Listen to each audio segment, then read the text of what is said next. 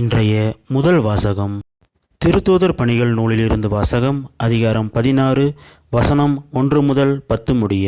அந்நாட்களில் பவுல் தெருபை, லிஸ்திரா ஆகிய நகரங்களை வந்தடைந்தார். லிஸ்திராவில் தீமோத்தேயு என்னும் பெயருள்ள சீடர் ஒருவர் இருந்தார். அவருடைய தாய் ஆண்டவரிடம் நம்பிக்கை கொண்ட ஒரு யூத பெண், தந்தையோ கிரேக்கர். தீமோத்தேயு லிஸ்திராவிலும் இக்கோனியாவிலும் உள்ள சகோதரர் சகோதரிகளிடையே நற்சான்று பெற்றவர். பவுல் அவரை தம்முடன் கூட்டி செல்ல விரும்பினார். அவ்விடங்களில் உள்ள யூதரின் பொருட்டு அவருக்கு விருத்த சேதனம் செய்வித்தார். ஏனெனில் அனைவரும் அவருடைய தந்தை கிரேக்கர் என்று அறிந்திருந்தனர். அவர்கள் நகர் நகராக சென்றபோது எருசலேமில் உள்ள மூப்பரும் திருத்தூதரும் செய்த தீர்மானங்களை அவர்களிடம் கொடுத்து கடைபிடிக்குமாறு கூறினர். இவ்வாறு திருச்சபைகள் நம்பிக்கையில் உறுதி பெற்று நாளுக்கு நாள் எண்ணிக்கையில் பெருகி வந்தன.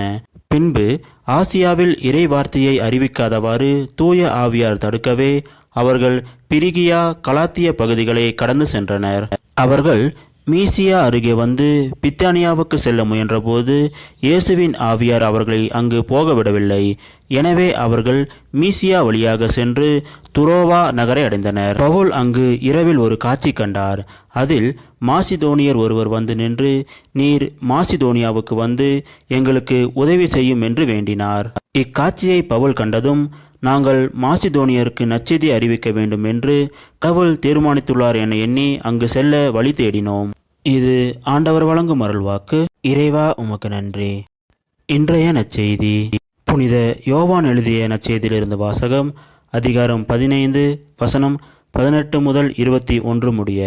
அக்காலத்தில் இயேசு தம் சீடரை நோக்கி கூறியது, உலகு உங்களை வெறுக்கிறது என்றால் அது உங்களை வெறுக்கும் முன்னே என்னை வெறுத்தது என்பதை தெரிந்து கொள்ளுங்கள். நீங்கள் உலகை சார்ந்தவர்களாக இருந்திருந்தால் தனக்கு சொந்தமானவர்கள் என்னும் முறையில் உலகு உங்களிடம் அன்பு செலுத்தியிருக்கும்.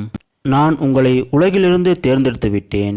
நீங்கள் உலகை சார்ந்தவர்கள் அல்ல, எனவே உலகு உங்களை வெறுக்கிறது. பணியாளர் தலைவரை விட பெரியவர் அல்ல என்று நான் உங்களுக்கு கூறியதை நினைவில் வைத்துக் கொள்ளுங்கள். என்னை அவர்கள் துன்புறுத்தினார்கள் என்றால் உங்களையும் துன்புறுத்துவார்கள். என் வார்த்தையை கடைப்பிடித்திருந்தால் தானே உங்கள் வார்த்தையையும் கடைப்பிடிப்பார்கள். என் பெயரின் பொருட்டு உங்களை இப்படியெல்லாம் நடத்துவார்கள். ஏனெனில் என்னை அனுப்பியவரை அவர்கள் அறிந்து கொள்ளவில்லை. இது கிறிஸ்து வழங்கும் நற்செய்தி. கிறிஸ்துவே உமக்கு புகழ்.